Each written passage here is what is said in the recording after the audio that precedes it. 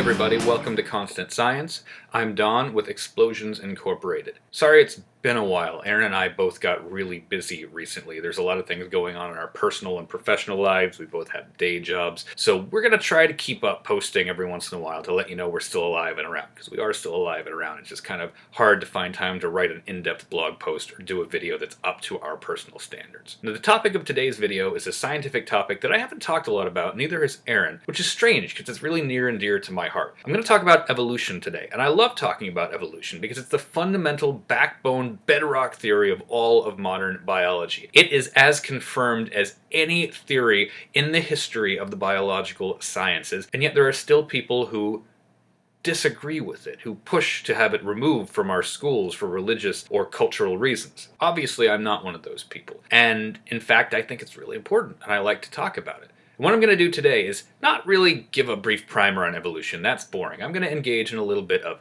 myth busting. And I'm going to do it in list format because I've been reading a lot of crack.com lately. So what we're going to do today is look at 4 myths about evolution, beginning with myth number 1. You know, I've actually heard this fairly frequently from people who don't really understand evolution, and it usually comes out as something like, well, a monkey is never going to wake up one morning and just be a human, so evolution is wrong, or I have never seen a dog give birth to a cat, so evolution is wrong. You're right, those things are never going to happen, but that's not a very good argument against evolution because that's not how evolution works. It does not work on an individual. When we talk about evolution, first of all we mean is change over time. It's not leading necessarily towards anything. Organisms aren't getting better or becoming higher evolved or anything like that. They're changing over time, and that change happens over a population of organisms. Incremental bits and pieces, generation by generation, add up and change occurs. A monkey itself is never going to turn into a human. That would require magic, but that's not what evolution says. Individuals do not evolve. The populations they are part of evolve. Myth number 2. Now, this myth may seem a little counterintuitive because I just told you that evolution talks about change over time in populations. But natural selection, one of the fundamental forces of evolution, actually acts only on individuals. Now, there's an idea called group selection that some scientists push for, but it's a minority idea and is roundly criticized by the great majority consensus of evolutionary scientists and biologists. Natural selection chooses for individual traits that are beneficial to an individual's survival that it can then pass on to its offspring. If a trait helps you or monkey or dog or bird or whatever reach the age of procreation more easily, then it will be selected for simply because it makes it easier for that individual to then procreate and have offspring that will then have that trait to a greater degree than previous generations and pass it on and on and on, and then you get evolution over time. Natural selection doesn't really work as an idea for selecting for groups. It doesn't have a lot of explanatory power, and there's not a lot of evidence backing group selection. Now, of course, there's some debate within actual scientists, the scientific community about this, but the big consensus is, I'm sorry, natural selection functions on the individual level, and in some sense on specific traits of that individual, and not even the entire organism. Myth number 3. This is a weird misconception, the idea that evolution is completely random. Now, it's partially random, and there's a quote from famed evolutionary biologist Richard Dawkins, which I'm about to butcher. I'm going to try to paraphrase it the best I can, but it's something along the lines of, evolution is the non-random selection of randomly varying replicators. By replicators, in this case, he means genes, things that replicate themselves, and then eventually you get an organism that replicates itself into its offspring. The idea is that change in genes is in some sense random, but then the selection is not. Natural selection is not random. Evolution is a combination of random and non-random forces. We'll talk about that more here in a second. But natural selection acts upon traits, like I said, that are beneficial. If it makes it easier for an organism to survive and pass a trait on to its offspring, that's the opposite of random. That's an organism surviving better in its environment, and that's all you really need for natural selection to occur. Something that can replicate itself, and an environment in which there are benefits and drawbacks to certain physical traits, or alleles, as they're called, or phenotype, the physical expression of a genetic trait. All right, finally, myth number 4.